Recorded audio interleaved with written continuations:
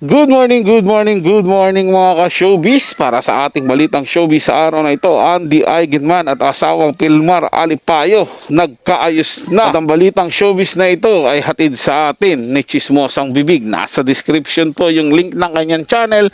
Bisitahin po at pakisubscribe na rin. At sa mga bago lang po na padaan dito sa ating channel, huwag niyo rin po sanang kalimutan na mag-subscribe. Hit niyo na rin po ang notification bell para lagi po kayong updated sa mga bago pang video na ating ilalabas. Panoorin at pakinggan ang buong detalye at kayo na ang humusga.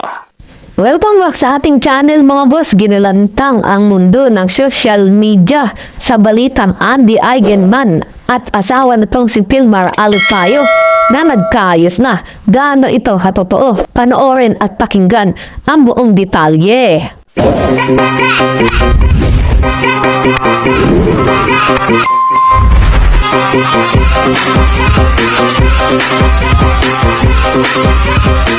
Ay Andy Eigenman at Pilmar Alipayo nagkaayos na at masaya na ulit kasama ang mga anak nila. Sa pamamagitan ng private conversation sa pagitan ni Andy Eigenman at fiancé niyang si Pilmar Alipayo ay masaya nilang ibinalita sa lahat na nagkaayos na sila at okay na muli ang kanilang pagsasama. Nanagulo dahil sa pagkakasangkot ng kaibigang babae ni Pilmar na si Pernilia Sue. February 10 ng hapon na mag-post si Pilmar ng isang video kung saan makikitang nagkukulitan sila ni Andy kasama ang kabilang anak na si Lilo. Kapwa na silang nakangiti. Tanda na bumalik na ang sigla sa kanilang pagsasama. Matatanda ang February 7 nang nagsimula ang issue ng magbahagi si Andy ng IG stories kung saan tinanong niya ang isang AI chatbot kung suspicious ba kung ang isang kaibigan ay mag-imbita sa kanyang partner para magpatattoo ng magkaparehong design nang hindi siya kinukonsulta. Hindi nagtagal kumalat ang litrato ni Pilmar kasama ang isang foreigner woman na kakapalagay lang ng 224 Love Couples Tattoo na ang ibig sabihin ay today, tomorrow, forever.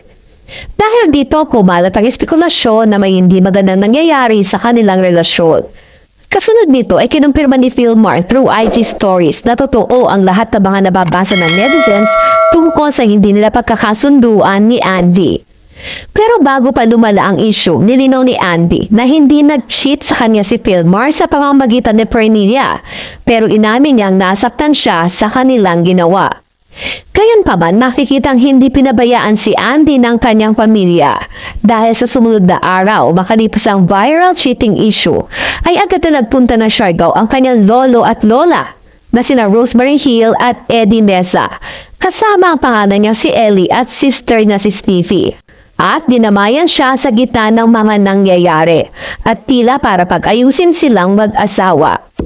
Ilang saglit lang makalipas lumapal ang grandparents ni Andy sa Siargao ay agad silang nakitang magkakasamang nagla-lunch sa isang resto with Andy and Pilmar na magkatabi ng kumakain at mukhang okay na ang pagsasama.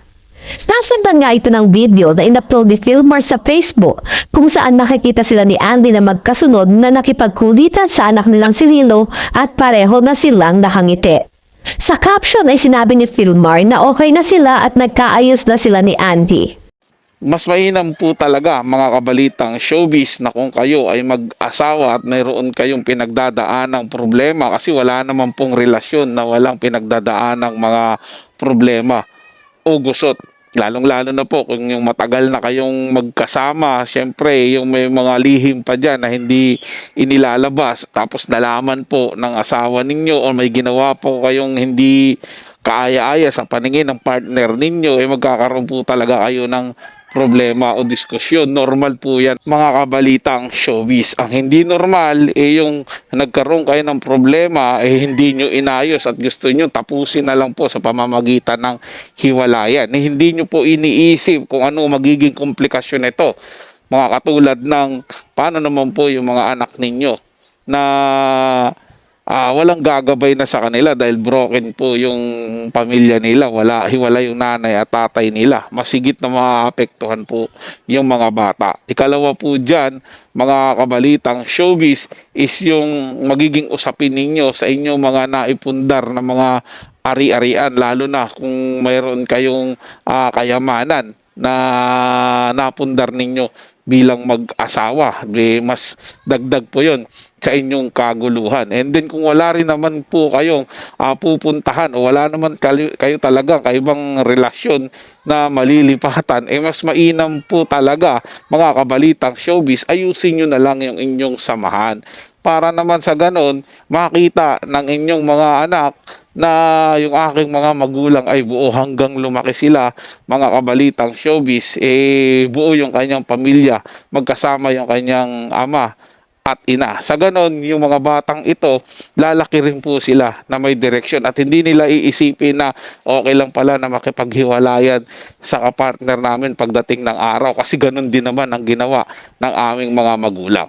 Hindi po ba? Napakaganda po tingnan na mayroong isang buong pamilya. Kaya naman kung gusto mo yung mga ganitong content na reaction na at may payo pa o galing tumutok dito sa ating channel, mag-subscribe at hit ang notification bell para mauna ka sa mga bago at fresh na balitang showbiz.